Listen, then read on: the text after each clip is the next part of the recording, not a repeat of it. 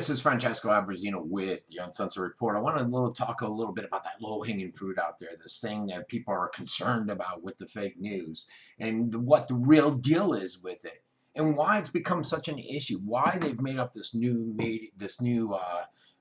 narrative out there about fake news, and it all comes from this calamitous loss last year in the presidential election. It's haunting all these major media operations. Every dream they ever had. These media folks are seemingly out there and looking for reasons as to why they lost. What was the crisis? How could so many people, so many Americans be so stupid to vote for this guy, this Donald J. Trump, Hitler folk they call him? And so they're scrambling around. They're looking for answers. They can't find them anywhere. And so they came up with a concept. And they start saying it's fake news. Fake news is driving the narrative here. We need to take it back. And so what they decided is, these media sages out there, they concluded that we have to end it. And we need the help of social media places like left-leaning Facebook or left-leaning Twitter. American voters, they were duped. They're idiots. They were duped into casting their vote for this villainous guy, this guy they call Trump. And that's because of his insidious and pervasive power of fake news out there. Can you imagine that? The humanity of it all.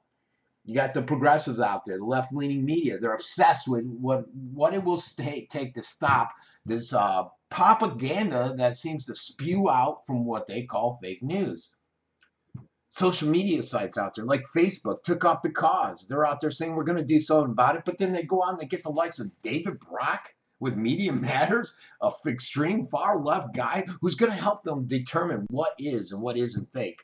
Or those two idiots at Snopes. I don't know if you guys saw my road rant where I went into their divorce filings, and it's amazing that people don't realize how Snopes is ran and that they rely on this organization so much. But these phony stories, did they actually persuade us? Are we so stupid? Are Americans so stupid that we changed our minds from some fake stories that are out there? Is that what changed the electoral outcome? And are they really fake stories? I got to tell you what, ever since the major media started this fake news narrative, I've been following them. And I see more and more where they're putting out what could be construed fake media. Alt media, or what I call new media, will put links and information and facts out with their stories because of the control major media has in calling them fake and trying to call them out. Major media just throws it out there without doing any of the research.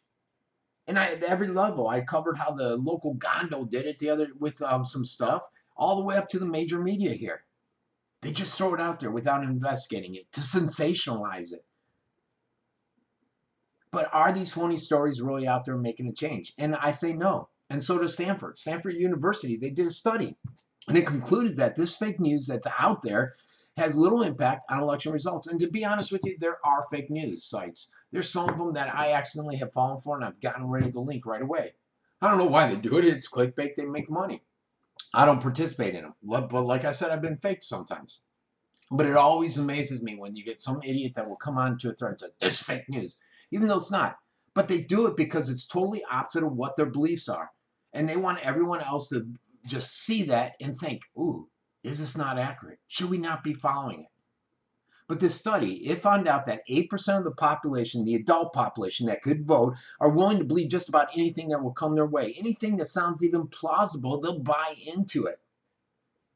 In other words, most adults are discerning enough, 92% of them, to not believe everything they read, not to believe everything they hear, not to believe everything they say, not to change their political views based upon single news stories that are out there, be it credible or not. And the reality is that the propaganda that some of these stories are spewing out there are only able to further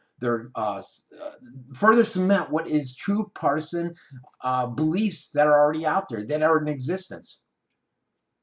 In reality, a discerning mind has the ability to get out there and think critically, analyze the situation, evaluate the situation for its trustworthiness.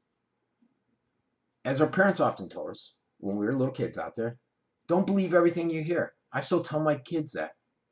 Do your own research. I go through several venues because not everybody's right. I found the far right wrong on many issues, far left wrong on many issues. And this article I read basically stated it talked about fake news, and it said snake oil salesmen are nothing new, and they're not, folks. But don't fall for this narrative.